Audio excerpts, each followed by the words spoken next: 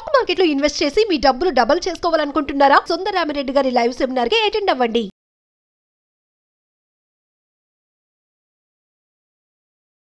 నమస్తే కళ్యాణ్ గారు. నమస్తే జయ గారు. కళ్యాణ్ గారు, రాజేష్ అనే ఒక వ్యక్తి మనకు మెయిల్ చేశారండి. తన పర్సనల్ ఇష్యూకి సంబంధించి మెయిల్ చేశాడు. ఎన్ని మలుపులు అంటే ఒక జీవితంలో ఇన్ని మలుపులు ఉంటాయా అని ఆలోచించాల్సిన పరిస్థితి. ప్లస్ మనం ఎప్పుడు చాలా వరకు చూస్తూ ఉన్నాం వచ్చే కేసుల్లో రివెంజ్ తీర్చుకోవటం, టైం కోసం వెయిట్ చేయటం, ఆ టైం దొరకగానే నేనేంటో ప్రూవ్ చేయటం అనే అంశం ఎక్కడికెక్కడికో వెళ్ళిపోతుందండి. అంటే సర్దుకుపోయే తత్వం అనేది కొంత తగ్గిపోతుంది అన్ని వైపులా కూడా. కరెక్ట్. దీనికి సంబంధించిన విషయమేనండి. మరి రాజేష్ కాల్ చేసేనా? తప్పకుండా మేడం. అంటే వైఫ్ తో మేడం, వైఫ్ తో గురించి అతను చెప్తున్నాడు. అవును అవును. మ్యారేజ్ అయింది, ఇప్పుడు ఆవిడ సర్దుకుపోయే ధోరణిలో ఆవిడ కనిపించట్లేదు. దానికి సంబంధించి ముందు కొన్ని ఇష్యూస్ ఉన్నాయి. ఇప్పుడు సందర్భం కాబట్టి తను రివెంజ్ తీర్చుకోవటం.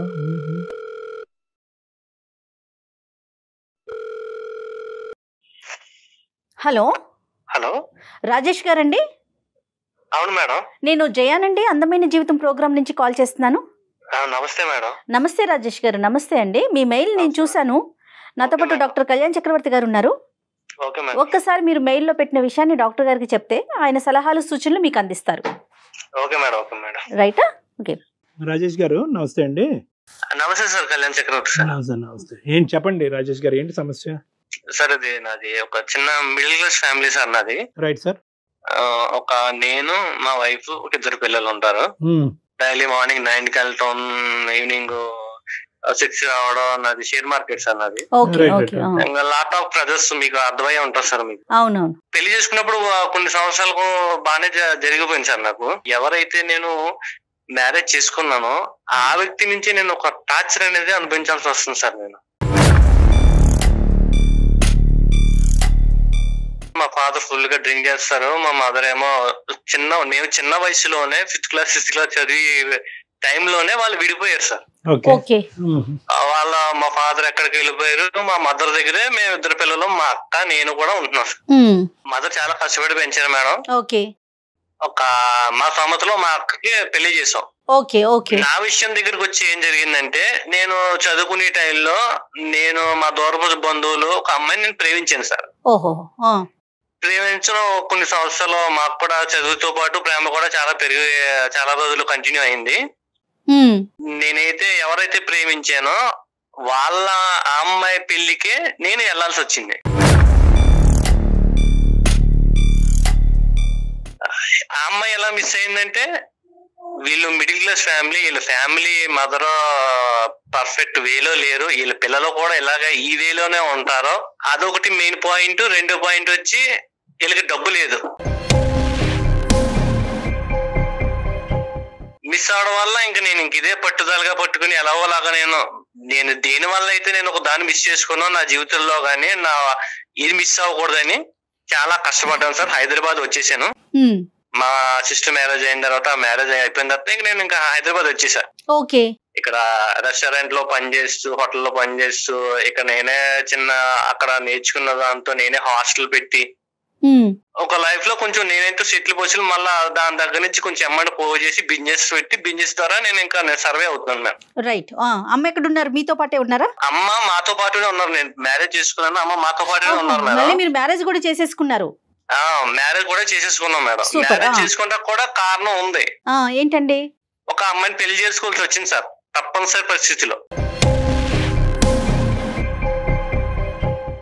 అది ఎక్కడ జరిగిందంటే, నేను ఏవైతే మా దూరపు బంధువుల అమ్మాయి పెళ్లికి వెళ్ళానో ఆ పెళ్లిలో ఈ అమ్మాయి మా దూరపు బంధువు, ఈవిడ కూడా నాకు రిలేటివ్స్ లో మరదలవుతుంది. ఆవిడ అందులో మ్యారేజ్ లో నన్ను చూసింది. ఎలాగైనా సరే పలానా రాజేష్ నేను చేసుకుంటానని ఆ అమ్మాయి పట్టుబట్టింది. రైట్. నేనేంటంటే మా ఫ్యామిలీలో నేను మ్యారేజ్ అయితే చేసుకోను, అసలు 100% చేసుకుని నా జీవితంలో సరిపోతుంది అని నేను ఒక మైండ్ లో ఫిక్స్ అయిపోయాను. ఎందుకని? ఫస్ట్ ఇన్సిడెంట్ కండి?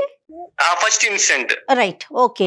మా లవ్ అయితే అక్కడ మిస్ అయింది. మా ఫాదర్ మదర్ అలాగా దాని వల్ల మనసులో పెట్టుకుని నాకు మా పెళ్లి అనే దాని మీద విరక్తి కలిగింది మేడం. ఓకే. లాస్ట్ కి ఏమైందంటే, ఈ అమ్మాయి నన్ను ప్రేమించింది అన్నట్టు నాకు తెలిసింది సార్. మా అక్కల ద్వారా. ఈ అమ్మాయి నా కోసం 7-8 సంవత్సరాల నుంచి వెయిట్ చేస్తుంది సార్. ఒక మనల్ని ప్రేమించే వ్యక్తి మన జీవితంలోకి వస్తే ఎంత అద్భుతంగా ఉంటుందో సినిమాలో చూపించినట్టు మనకు కూడా కొంచెం చాలా బాగుంటది, మన దిశ దశ మారిపోతది అని అదొక కాన్సెప్ట్ తో నేను చేసుకున్నాను. చాలా రిచ్, కొంచెం 50 ఎకరాల పొలాలు ఉన్నాయి, నగలు ఉన్నాయి, నట్టు ఉన్నాయి, ఇంకా ఫ్యామిలీ బ్యాక్గ్రౌండ్ కూడా చాలా పెద్దది. రైట్. ఏదేమైతే మీరు అయితే పెళ్లి చేసుకున్నారు ఆ అమ్మాయిని? ఎలాగైతే పెళ్లి చేసుకున్నాం. ఓకే, నెక్స్ట్ అండి. పెళ్లి చేసుకున్నాం. ఎలాగా కొన్ని రోజులు బాగానే గడిచింది. మేము మా అమ్మని తీసుకొచ్చి హైదరాబాద్ వచ్చేసామండి. హైదరాబాద్ వచ్చిన తర్వాత నేనైతే ఎక్కడ ఉన్నానో అదే హైదరాబాద్ లో మా అమ్మని వేరే ఇంట్లో పెట్టాల్సి వచ్చింది. ఎందుకంటే మా అమ్మగారినే సరిగ్గా పట్టించుకోకపోవడం, టైంకి మెడిసిన్ ఇవ్వలేకపోవడం, సరిగ్గా చూసుకోపోవడం, ఇంకా తిట్టిందే తిట్టడం ఏదన్నా. ఇంకా ఆవిడకి కూడా నాకు కూడా ఇంటికి వచ్చినప్పుడు మా అమ్మగారు ఆఫీస్ నుంచి వచ్చిన తర్వాత చెప్పి లోపలికి నా మనసు కూడా చాలా గాయమైంది సార్. అత్త కోడళ్ళకి పడల. ఆవిడ కోరుకున్నారండి మీ భార్య వచ్చి మీ అమ్మ ఇక్కడ ఉండటానికి వీల్లేదు అనే మాట వచ్చిందా, లేదంటే మీరే ముందు జాగ్రత్తగా అమ్మకి ఎందుకు సపరేట్ అని చెప్పి దూరం పెట్టారు? ఎలాగా మదర్ అక్కడ ఊళ్ళో ఉంటుంది కదా, నేనే వయసులో కొంచెం బాగా కొంచెం ఏజ్ పడింది, చిన్నప్పటి నుంచి కష్టపడి వచ్చింది కదా, కొంచెం రెస్ట్ కొంచెం సుఖపడుతుంది కదా అని ఇక్కడ తీసుకొచ్చాను సార్. మీరు ఆ నిర్ణయం తీసుకోగానే మీ వైఫ్ ఓకే అని చెప్పారా? ఎందుకండి ఆ పని చేస్తున్నారని అన్నారా? ఓకే అనలేదు సార్.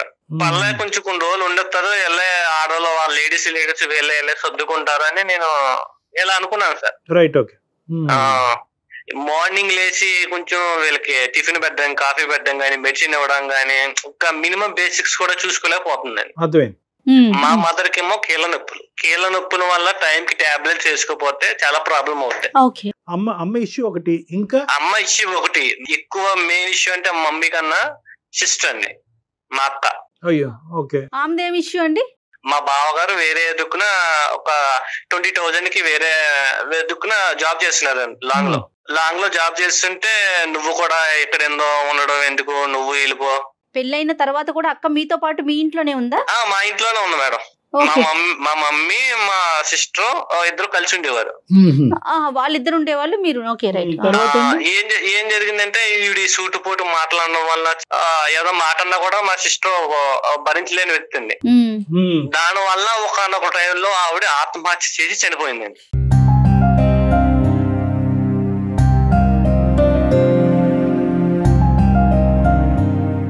పిల్లలు ఉన్నారా రాజేష్ గారు? పిల్లలు ఒక అమ్మాయి ఉన్నదండి మేనకోళ్ళలో. సిస్టర్ చనిపోయిందన్న బాధ ఒకటి.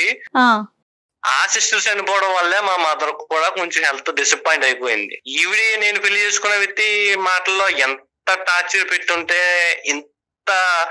ఎంత ఆత్మహత్య చేసుకునే పొజిషన్ వెళ్ళిపోద్దని నేను అస్సలు ఎంత థింక్ చేసినా నాకు అవ్వట్లేదు సార్, డైజెషన్ కూడా అవ్వట్లేదు.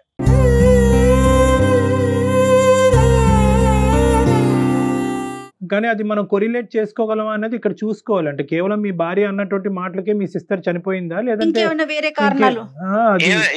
ఓన్లీ మా భార్య అన్న విషయాల వల్లనే ఈమె చనిపోయిందండి. ఆల్రెడీ ప్రీవియస్ గా కాల్ మాట్లాడినప్పుడు ఇలాగా మీ మిస్సెస్ ఇలా ఉందిరా ఇలా ఉందని మా సిస్టర్ నాకు చెప్పి ఆవిడ వదిన మీరు చెప్పేది మా సిస్టర్ నాకు చెప్పేది. అలా కదా, అంత జరిగినా కూడా సొంత అక్కనే మీరు పోగొట్టుకున్న తర్వాత కూడా మీరు మీ భార్యతో బాగానే ఉండేవారా? అంటే మీకు ఎక్కడ కూడా మీ ఇద్దరి మధ్యన డిఫరెన్సెస్ బాగా పెరిగిపోయి ఉండాలి. మా అమ్మ హెల్త్ బాగోవడం వల్ల ఈవిడి నీ వల్లే చనిపోయిందని నేను అనడం వల్ల ఈవిడికి నాకు నేను నీకు బోలంతా డబ్బు ఇచ్చి కొనుక్కున్నాను, నీకు ఎంత కట్నం ఇచ్చాను, నీ వల్ల నువ్వు నాకు దక్కు, ఇవన్నీ లాట్ ఆఫ్ ఇష్యూ వల్ల మా డైలో గొడవలు అయిపోవడం, పిల్లల ముందేమో పిల్లలు ఏడ్ చేయడం. అదేలేండి, మొత్తం మీద ఇప్పుడు ఏంటంటే ఆ అమ్మాయి వెంటబడటం అనేది ఒకే సబ్జెక్ట్ కాకుండా ఆస్తిపర్రాలు అందమైనటువంటి అమ్మాయి 6 సంవత్సరాలు బట్టి వెంటబడుతుంది. ప్లస్ మోస్ట్ ఇంపార్టెంట్ ఏంటంటే మీకు వచ్చిన కట్నం బట్టి కూడా మీరు అట్రాక్ట్ అయ్యారులేండి. ఇక్కడ డబ్బు అనేది ఒక ప్రధాన కట్నం బట్టి కూడా అట్రాక్ట్ అయ్యాను. నా లైఫ్ లో కూడా రేపు పొద్దున్న మనీ పరంగా ఏ ట్రబుల్ రాకుండా, ఆ వ్యక్తి కూడా అంత అందగత్త అమ్మాయి అయితే కాదు, యావరేజ్, బిలో యావరేజ్. సరే, అందమాట పక్కన పెడితే కనుక డబ్బు ద్వారా కొద్దిగా సెటిల్ అవ్వచ్చు అనే ఉద్దేశం అయితే మీకు ఉంది పెళ్లి చేసుకున్నప్పుడే. అదే ఇప్పుడు ఆ అమ్మాయి బ్రహ్మాస్త్రం కింద వాడుతుంది.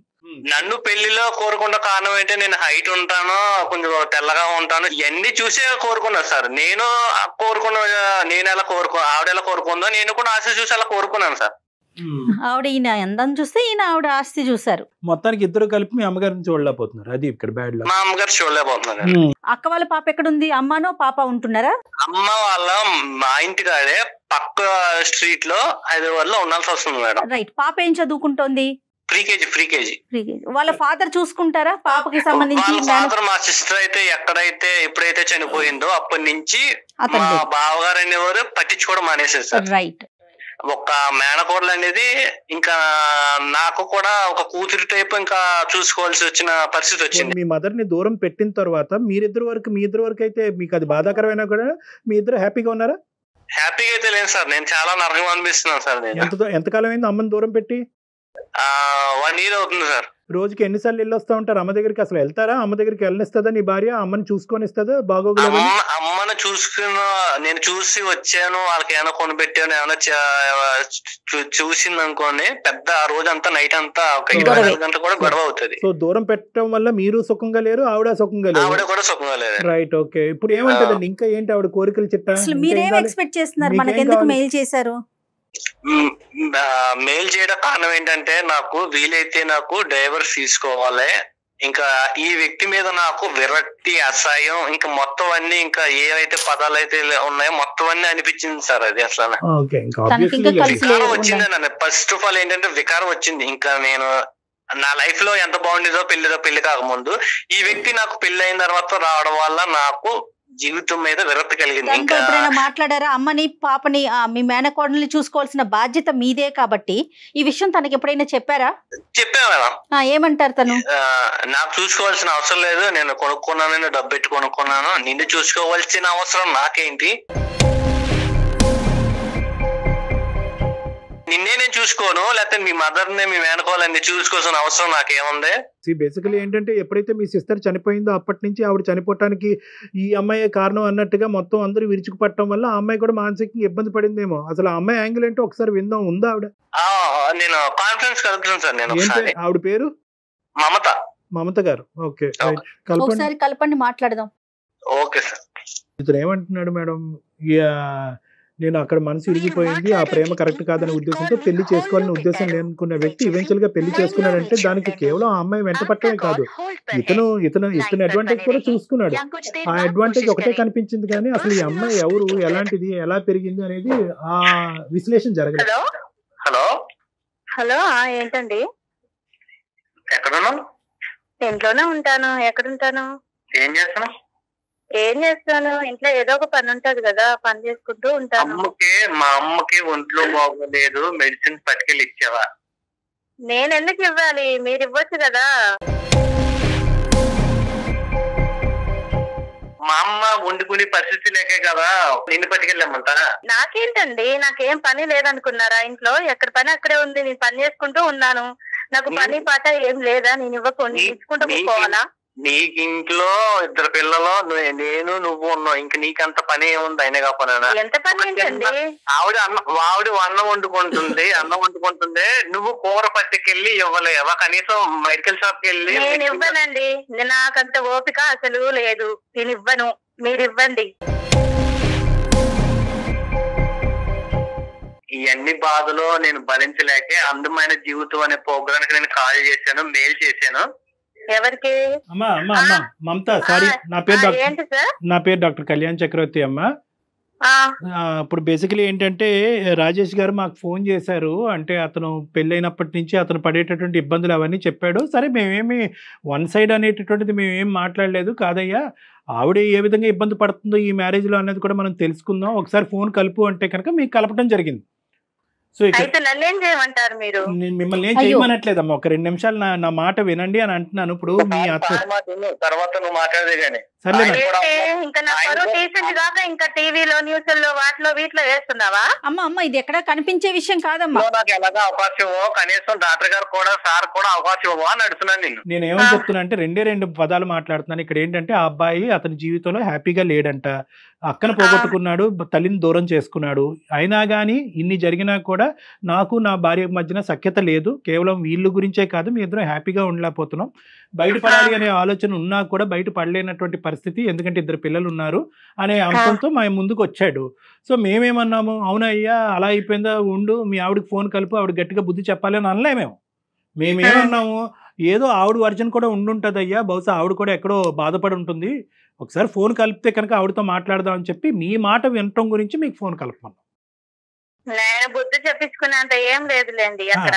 అదే సరే, నువ్వు నా దగ్గర మాట్లాడినట్టు నువ్వు సార్ దగ్గర మాట్లాడు, మాకు అర్థమవుతుందా? ఏంది నీ గోడ పర్లేదు, పర్లేదు. అసలుకి ఏంది నీ బాధ ఏంది నాకు అర్థం కావట్లేదు. అమ్మమ్మ రాజేష్, బాధ- ఆవిడ అలా మాట్లాడటం వల్ల నేనేం ఇబ్బంది పడట్లేదు, ఎందుకంటే నేను ఆవిడకి సంస్కారం ఇస్తున్నాను, ఆవిడ ఇవ్వలేకపోతున్నందుకు నో ప్రాబ్లం. నీతో నేను సంస్కారం నేర్పించుకునేంత ఏమీ లేదు అక్కడ.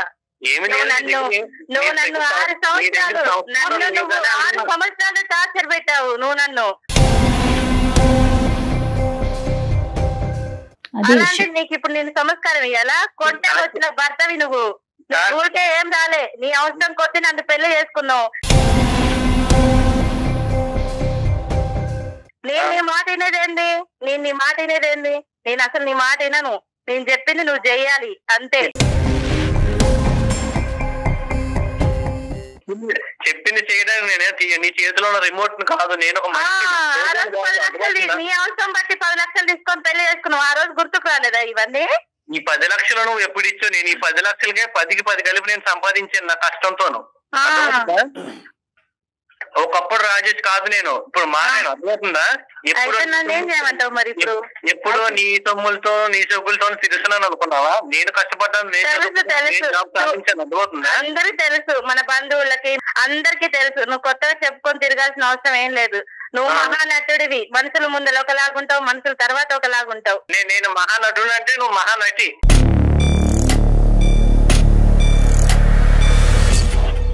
సబ్జెక్ట్కి వద్దాము. మమత అమ్మ, మీరు సార్ చెప్పండి. 6 సంవత్సరాల పాటు అతని చేతుల్లో ఇబ్బంది పడ్డాను అని అన్నారు, ఏంటి అది ఒక్కసారి చెప్పండి అమ్మా. నా బంధువులతోని మా రిలేషన్ అందరితో నేను అడిగిపించాను. నేను చేసుకోనని ముఖాన కొట్టి పడేసేస్తాను నన్ను అసలు. చేసుకోనని కొట్టి పడేసి ఆ తర్వాత నేను అలానే 6 సంవత్సరాలు నరకం అనుభవించాను సార్. చేసుకోవాలని. నువ్వు అప్పుడు 6 సంవత్సరాలు నరకం అనిపించేవని ఇప్పుడు నాకు 6 సంవత్సరాలు నరకం అనిపిస్తున్నావా? నేను నీకేం నరకం చెప్పట్లే. నేను మాట్లాడే మాటలు నీకు నొచ్చాక నీకు నరకం అనిపిస్తుందేమో. నీకు ఆ రోజు నా డబ్బు అవసరం ఉండి నన్ను చేసుకున్నావు అంతే. నాతో నువ్వేనాడు ప్రేమగా ఉండలేదు కదా. నాకు డబ్బు అవసరం, నీకు అండం అవసరం కాబట్టి నన్ను చేసుకున్నావు. ఒక పెళ్లి అనే పవిత్రమైన బంధాన్ని ఎవరికి ఇష్టం వచ్చినట్టు ఇలా వర్షంలో మేడం, వాళ్ళు ఇలానే మాట్లాడేసుకుంటున్నారు. చేస్తాడు మేడం, ఇలానే చేస్తాడు. మనుషుల ముందర ఒకలాగుంటాడు, మనుషుల తర్వాత ఒకలాగుంటాడు. ఇంత నటించేవాడు నాకు అసలు నచ్చదు మేడం. మనుషులు వెనకాతలు ఎలా ఉంటాడో ఒకసారి చెప్పమ్మా. ఇంతే సార్, అసలు మనిషితో ప్రేమగా ఏనాడు ఉండదు. ఆయనకి ఏదో డబ్బు అవసరం ఉండి నన్ను చేసుకున్నాడే గాని. వాళ్ళ సిస్టర్ చనిపోవటానికి మీరే ప్రేరేపించారంట ఆవిడని అనుకున్నటువంటి. అమ్మ, ఆమె చిన్న మాటలకి విషయ చేసుకుంటారు సార్. మనం నవ్వుకుంటా వదిన మర్దలు అన్నప్పుడు నవ్వుకుంటే ఒక మాట అంటాం కదా, దానికే విషయ చేస్తుందామా. నవ్వుకున్న విషయాలకే చనిపోయిన వ్యక్తి ఎప్పుడన్నా ఈ న్యూస్ పేపర్ లో కానీ ఎక్కడ వార్తల్లో ఎక్కడైనా మనిషికి అలా ఉండదు మరి. చిన్న మాటలకి ఈగో ఇవన్నీ చూపిస్తుంటే మరి నేనేం చేసేది మొదలా? చిన్నటికి ఫెయిల్ కావడం, చిన్నటికి చీర ఒక బల్ల వేసుకోవడం, మరి అలా చచ్చే వాళ్ళని ఎన్నిసార్లు ఆపుతాం సార్ మనం? సరే కానీ వాళ్ళ తల్లి ఈ రోజు బయట ఉండవలసినటువంటి పరిస్థితి ఏంటమ్మా? అంత కష్టపడి పెంచినటువంటి తల్లి అవసరమే లేదు సార్, అవసరమే లేదు. ఏంటి అంత ఆవిడ చేయకూడనటువంటి తప్పేంటమ్మా మీ అత్తగారు? నేను చెయ్యాలి సార్, అసలు వాళ్ళకి నేను ఎందుకు చేయాలి? నాకేం అవసరం, నాకేం పని ఏం లేదా? నాకు ఇంట్లో ఇద్దరు పిల్లలు చాకరీ చేశాను, నా భర్త చాకరీ చేస్తాను. నేను అలానే ఉంటాను. ఏమన్నంటే విడాకులు ఇస్తాను అంటున్నాడు.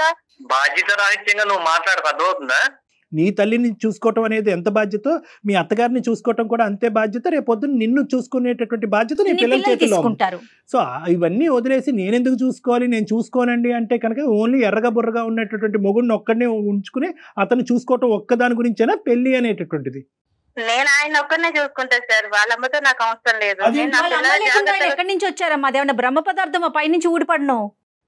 మేడం అంత ప్రేమ ఉన్నాయన, మరి అదే 6 సంవత్సరాల ముందుకు నా రిలేషన్ తో అడిగిచ్చాను, మరి ఆ రోజు లేదా నా మీద ప్రేమ? అదేంటమ్మా, ఒక వ్యక్తి, అది ఒక మనసు, తనకి నచ్చితే పెళ్లి చేసుకుంటాడు, లేకుంటే లేదు. ఆయనకు నొచ్చి నన్ను ఏనాడు చేసుకోలేదు మేడం, అతనికి నొచ్చి నన్ను పెళ్ళే చేసుకోలేదు. ఏ అక్క అయితే మన పెళ్లికి కలిపిందో ఆ అక్కనే దూరం చేసాం, మా అక్కనే. ఆమెకి చావే ప్రస్కారం అనుకొని చనిపోయింది, దానికి నేనేం చేయాలి? ఏం చెయ్యాలి ఏం చేయకూడదు అన్నది తీసి పక్కన పెట్టామ్మా. మీ కళ్ళు ఎదురుగుంటూ ఉన్న ఒక ఆడపిల్ల చనిపోయింది. అది దాని గురించి మీకు కొద్దిపాటి జాలి దయ సానుభూతి కూడా లేకుండా ఏదో పోయిందిలేండి ఎంతకాలం కాపాడుతాం అని చెప్తే కనుక, ఈరోజు వాళ్ళ సిస్టర్ చనిపోయిన రోజే నిన్ను దూరం చేసుకోవచ్చు నీ భర్త. వాళ్ళ సిస్టర్ యొక్క చావు కారణం అనుకునేటటువంటి వ్యక్తి ఈరోజు భార్యను పక్కన పెట్టుకుని ఈరోజు తల్లి కూడా దూరం అయిన తర్వాత కూడా మళ్ళీ భార్య దగ్గరే ఉండేటటువంటి వ్యక్తిని నేను చూడలే.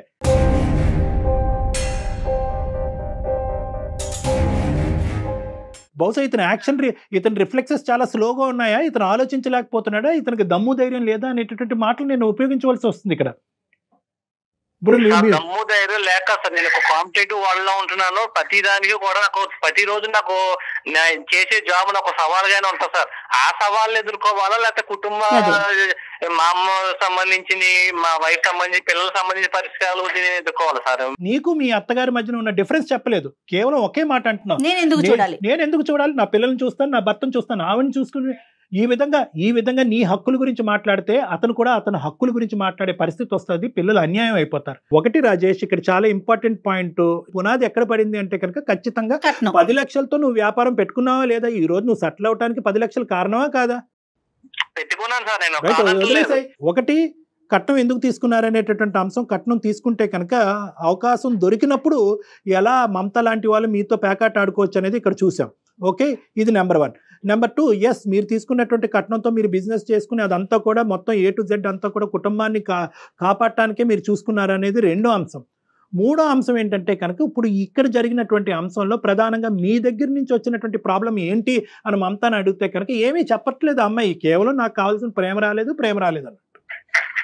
ఇది సార్ ఆయనకి పర్సనల్ గా డబ్బు అవసరం ఉండి నన్ను పెళ్లి చేసుకున్నాడే గాని ఆయన ప్రేమతో ఏనాడు నన్ను పెళ్లి చేసుకుంటాను ముందడిగేలే కదా సార్. అమ్మా, బిజినెస్ అనే కాన్సెప్ట్ తోనే పెళ్లి చేసుకున్నారు. అతని అందం గురించి నువ్వు 6 సంవత్సరాలు వెయిట్ చేసి నువ్వు నీ డబ్బు గురించి అతను చేసుకున్నాడు. ప్రేమ ఆప్యాయతలు అనేటటువంటిది పెళ్లి అయినప్పుడు లేవు, ఇప్పుడు కూడా ఉన్నాయా లేదా అనేది చాలా పెద్ద క్వశ్చన్ మార్క్. ఎక్కడా కూడా ప్రేమ ఆప్యాయతలు అనేటటువంటి ఫౌండేషన్ మీద మీ వ్యవహారం నడవలేదు అనేది నేను బల్లగుద్ది చెప్పగలను. నా కుటుంబ జీవితంలో మా అమ్మ మా నాన్న ఎలా విడిపోయారో దాని వల్ల ఎన్ని ఫలితాలు అనేది మనకి డిసడ్వాంటేజ్ వచ్చాయో, రేపొద్దున నా ఇద్దరు పిల్లల జీవితాలు కూడా కొంచెం ఒక మంచి దారిలోకి వెళ్ళాలనే నేను మిమ్మల్ని సంప్రదించాల్సి వచ్చింది. మీ ఆలోచన కరెక్టే, కానీ ఇక్కడ మీరు ఏదైతే వాతావరణాన్ని ప్రపంచాన్ని మీ తల్లిదండ్రులకి మీ పిల్లలకి చూపెడుతున్నారనేది ఇంకా ఇంపార్టెంట్ ఇష్యూ. ముసలి వయసు వచ్చి పెద్ద వయసు వస్తే తల్లిని ఇలా బయటకు మెడపట్టుకుని గెంటేసి పక్కింట్లో పెట్టి ఆవిడకి జబ్బు పడినా కూడా ట్యాబ్లెట్లు ఇవ్వకూడదు అనమాట. ఒకప్పుడు అలా ఇస్తానన్నా కూడా నా భార్య కానీ నా భర్త కానీ అలా ఇస్తానని డిసైడ్ చేసుకుంటే మనం వాళ్ళని పట్టుకుని వెనక్కి లాగేయాలన్నమాట అనేటటువంటి ఈ మానవతా విలువలు కూడా మీరు తెలిసి తెలియకుండా పిల్లలకు చూపెడుతున్నారు. ఇది కూడా గుర్తుపెట్టుకోండి. సో ఎప్పుడు కూడా ఏంటంటే ఒక మ్యారేజ్ అనేటటువంటిది as long as it is advantages for every member of the family. అది మీ భార్యకు ఉపయోగపడాలి, మీకు ఉపయోగపడాలి, మీ పిల్లలకు ఉపయోగపడాలి. అంతేగాని దాన్ని ఏదో విధంగా మా తల్లిదండ్రులకి ఇలా జరిగింది కాబట్టి 100 ఇలా కొట్టుకు సచ్చైనా కూడా ఇద్దరం కలిసే ఉంటాం అనే కాన్సెప్ట్ కరెక్ట్ కాదండి. అది పద్ధతి కూడా కాదు, అది పిల్లలకు కూడా మంచిది కాదు. 200% కరెక్ట్ కళ్యాణ్జీ. దాని ఇంపాక్ట్ పిల్లల మీద ఉంటుంది. ఇప్పుడు ఆ అమ్మాయికి ఎక్కడా కూడా మీ సిస్టర్ చనిపోయింది అనేటటువంటి సానుభూతి కానీ అయ్యో పాపం నేను కాదండి అని చెప్పడం వేరు. సో ఇక్కడ పాయింట్ ఏంటంటే ఏమండి నేను కాదండి, ఆ అమ్మాయి మెంటాలిటీ అలా ఉంది కాబట్టి ఆ అమ్మాయి చచ్చిపోయిందండి, ఆ అమ్మాయి చనిపోయినందుకు మా భర్త కంటే నేనే ఎక్కువ బాధపడ్డాను అనే కాన్సెప్ట్ డిఫరెంట్. అలా కాదు, పోయేటటువంటి వాళ్ళని మేము ఎలా ఆపుతామని చెప్పి మానవతా హృదయం లేనటువంటి విధంగా ఆ అమ్మాయి మాట్లాడుతుంది చూడండి. అది నన్ను చాలా బాగా కలిచివేసిందండి. మమత నువ్వేమన్నా అనుకో అమ్మ. నెంబర్ 1. నెంబర్ 2, ఒక్క 0.5% పాయింట్ కూడా మీ అత్తగారిని దూరం పెట్టడం గురించి నువ్వు ఒక్క మాట చెప్పలేదు. అది అతని హక్కు, అతని హక్కు. అతని తల్లి దగ్గర ఉండవలసిన, తల్లిని దగ్గర పెట్టుకుని కాపాడవలసినటువంటి బాధ్యత అతని హక్కు. రేపొద్దున పిల్లలు ఏమవుతారో మనం పెంచేటటువంటి విధానం ఉంటుందండి, దాన్ని బట్టి చూసుకుందాం అంటే కాదు. ఏదైతే దరిద్రం, ఏదైతే చండాలం మీ పిల్లలు చూడాలో ఆల్రెడీ వాళ్ళు చూసేశారు. సారీ, నా తప్పయింది, మీ అమ్మగారిని వెనక్కి తెచ్చుకుందాము, మీ అమ్మగారిని చూసుకుందాము, నేను మిమ్మల్ని బ్లేమ్ చేయను, మీరు నన్ను బ్లేమ్ చేయొద్దు, గతాన్ని వదిలేసి ముందుకెళ్దాం అనేటటువంటి ఒక్క పశ్చాత్తాపం నీలో వస్తే కనుక సరిపోతుందమ్మా. ఆయనకంత ఓపుకుంటే ఆయన చేసుకోవనండి, నేను చేసేంత ఓపిక నాకు లేదు.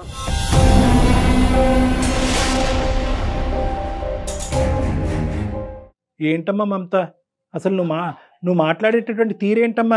ఎప్పటికీ కూడా నువ్వు ఇదే వయసులో ఉండిపోతావు అనుకుంటావమ్మా? చావు వచ్చి తట్టదా? చావు వచ్చి మనకు వయసు రాదా? మనకు వృద్ధాప్యం రాదా? ఎప్పటికీ కూడా ఒక సపోర్ట్ లేకుండా 2 కాళ్ళ మీద పరిగెట్టేస్తామని అనుకుంటున్నావా? చాలమ్మా నీ ఓవర్ కాన్ఫిడెన్స్, చాలా ఎక్కువైంది నీ ఓవర్ కాన్ఫిడెన్స్. ఇదే పరిస్థితి కంటిన్యూ అవుతే కనుక ఈ పెళ్లి పెటాకులు అవడానికి 110% గ్యారంటీ. నేను చెప్తున్నాను, మీరిద్దరు విడిపోవటం గ్యారంటీ.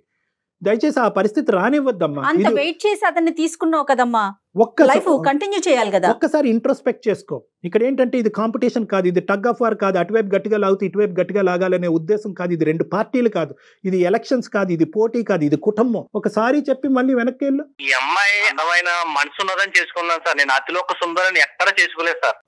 అది అయిపోయిందండి, ఇంకా అసలు ఆ విషయాన్ని వదిలేసేయండి. ఉంటాడండి ప్రతిసారి ఇలానే. సౌందర్యం జీవితాంతం ఉంటదండి. ఏమండి మీరు అదే పెద్ద ప్రాబ్లం. మీ ఇద్దరి మధ్యన ఏదైనా ప్రాబ్లం ఉందంటే పెళ్లి అయినటువంటి ఆ 3 ముళ్ళ దగ్గర అయిపోయారు మీ జీవితం. అదే నేను చెప్పట్లేదు, ఆ అమ్మాయి ఏమో కట్నం దగ్గర ఆగిపోయింది, అతనేమో అందం దగ్గర ఆగిపోయారు.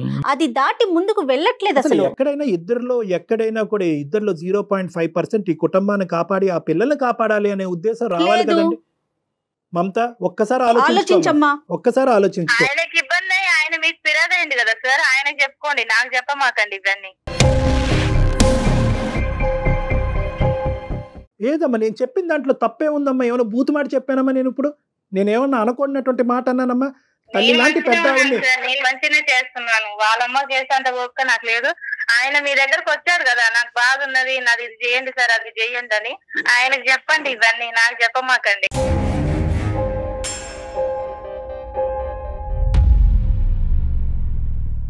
ఆయనకి చెప్పాలంటే నువ్వు వినాలి కదమ్మా, ఇదంతా కనెక్టెడ్ సిరీస్ కదా.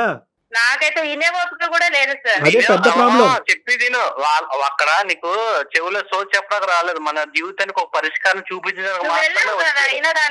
నీ భర్త ఈజ్ ఈక్వల్ టు మీ అత్తగారు, మీ భర్త గారి తల్లి గారు.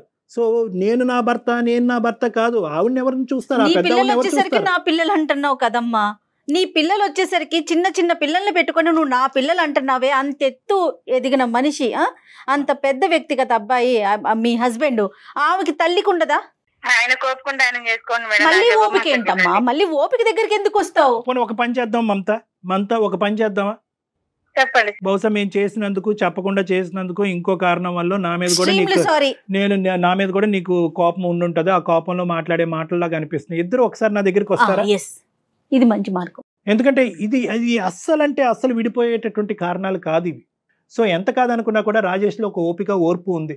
నీలో కొద్దిగా ఓపిక, ఓర్పు, సహనం తెచ్చుకుని నన్ను ఒకసారి కలవండి, ఇద్దరుని మనం మాట్లాడుకుందాం ఒకసారి. ఆయన మీ దగ్గరకు వచ్చి ఆయన బాధలు చెప్పుకున్నారు కదా.